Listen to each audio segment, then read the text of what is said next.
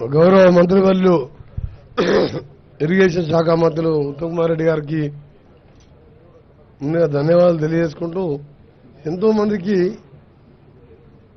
October 21 తర్వాత ఎంతో మందికి ప్రాజెక్టు మీద అంతకుముందు ఏదో అద్భుతమైన కట్టడాలు టూరిస్ట్ పాయింట్గా ఏదో పేరున్న ప్రాజెక్టులు జరిగిన అక్టోబర్ 21 సంఘటనతో యావత్ ప్రజలు ఉలిక్కిపడడంతో పాటు దాని ఎన్నో అనుమానాలు వచ్చినాయి. ఈ సమయంలో ప్రభుత్వం చేంజ్ అయిన తర్వాత ఉత్తమ్ కుమార్ రెడ్డి గారు ఇప్పటికే 2-3 సార్లు రివ్యూ చేసుకుని మళ్ళా ఈరోజు రివ్యూ పెట్టడం, దీని మీద ఏంది విషయం అని ప్రాజెక్టుగా తెలుసుకోవడం చాలా సంతోషం. వారికి ధన్యవాదాలు తెలియజేసుకుంటూ అలాగే గౌరవ మంత్రివర్యులు శ్రీనివాసరెడ్డి గారు, గౌరవ మంత్రివర్యులు ప్రభాకర్ గారికి, వివేక్ భాయ్ గారికి, జీవనన్న గారికి, ఈఎన్సీ గారు ఒకటే ఈఎన్సీ గారు నాకు ఒకటే 2-3 క్లారిఫికేషన్ ఎక్కువ నేను స్పీచ్ చేయదలుచుకోలేదు. మాకు మొత్తం ప్రాజెక్టు గురించి పూర్తిగా ఐడియా ఉన్నది. ఎందుకంటే 2004 కాళేశ్వరం ప్రాణహిత చెవుల్లో మొదలుపెట్టినప్పుడు కూడా నేను ఇరిగేషన్లో మీ అన్ని సబ్జెక్టులో కూడా అప్పుడు నేను గౌరవ అప్పటి ముఖ్యమంత్రి ఎవరిళ్ళు నన్ను ఇన్వాల్వ్ చేసి ఆ ప్రాజెక్టులో విజిట్కి పంపించును. అసలు 9 దగ్గర మీరు కట్టడానికి అప్పుడున్న గవర్నమెంట్లో సబ్మిట్ చేయేది 3000 ఎకరాలు చిల్లరనే.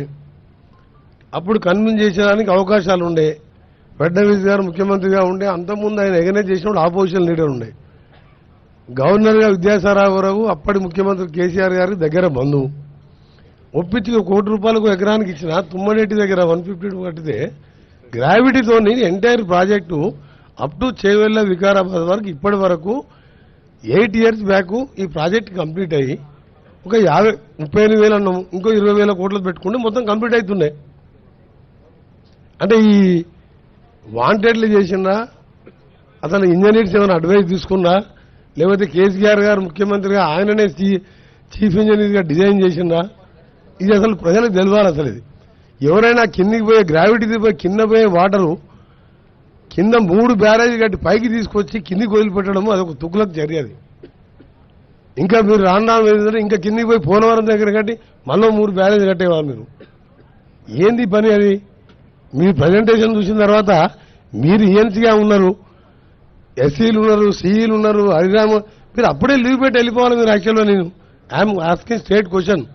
ఇది మీ గవర్నమెంట్ అంటే అప్పటి గవర్నమెంట్ అయినా ఇప్పటి government wear the custodian of the public property, public money, వాళ్ళని కాపాడాలి. మేము ఏం పిచ్చి ప్రాజెక్ట్ ఇది? ఏం చేసింది మీరు?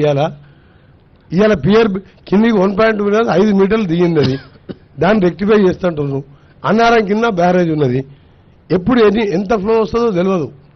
ఓ ఫ్లో వచ్చి మొత్తం కొట్టుకుపోయిన తర్వాత ఎవడి భరించాలి ఇవన్నీ?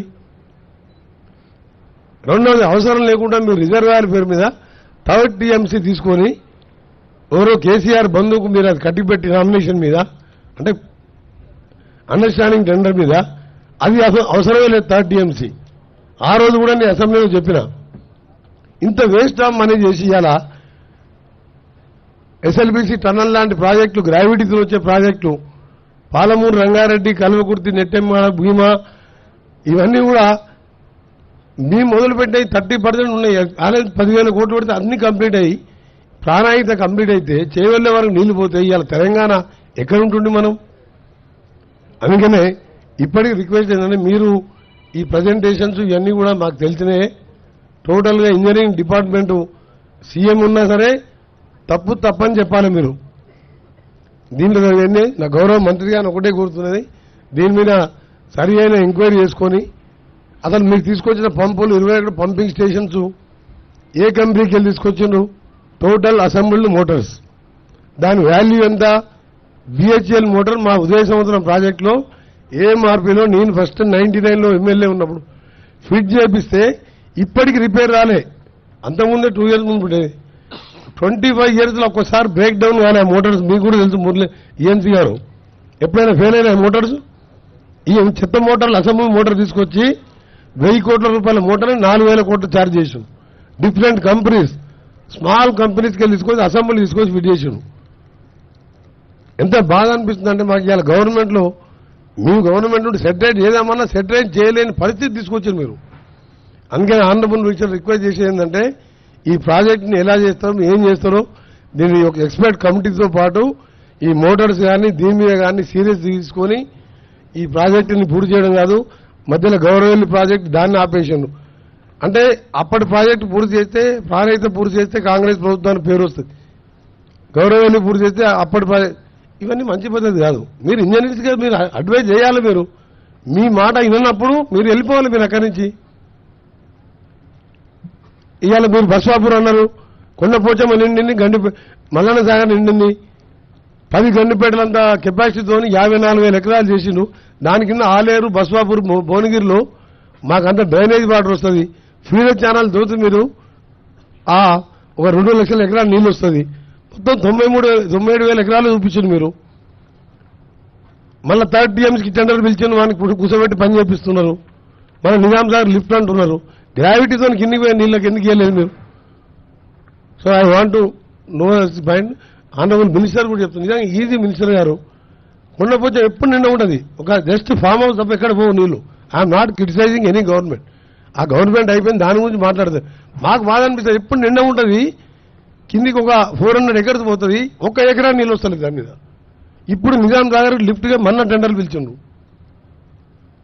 నేను ఇవాళ వచ్చింది కూడా మీ పర్మిషన్ తీసుకొని ఇవి తెలుసుకోవడానికి. నల్గొండ జిల్లాలో ఎన్నో 4-5 లక్షల నీళ్ళు ఇచ్చే, సరే ఇంత ఖర్చు పెట్టినావు, ఏం చేసావు? What is the benefit? ఎకరానికి 10-12 వేల రూపాయలు ఖర్చు వస్తుంది రేపటి మీద. ఎకరానికి 12,000 మీద రైతు నువ్వు ఇన్వెస్ట్ చేసినప్పుడు ఆయనకు ఎంత రిటర్న్ వస్తున్నది? ఏం ఆలోచన నేను పనిచేసి దీన్ని సెటరేట్ చేయాలని గౌరవ మంత్రి గారు నా యొక్క రిక్వెస్ట్. దాంతోపాటు బస్వాపూర్ అండ్ ఆలేరుకు సంబంధించి గంధమల్ల రిజర్వాయర్, ఆ 2 ప్రాజెక్టుల నిన్న నీళ్లున్నాయి, ఎక్కడ పోతలేవు. అది నింపి పెడుతున్నారు, ఎక్సెస్ అయితే మళ్ళీ సముద్రంలోకి వదిలిపెడుతున్నారు. దాన్ని కూడా స్టార్ట్ చేసి కింద రిజర్వాయర్ నింపాలని request. Thank you very much.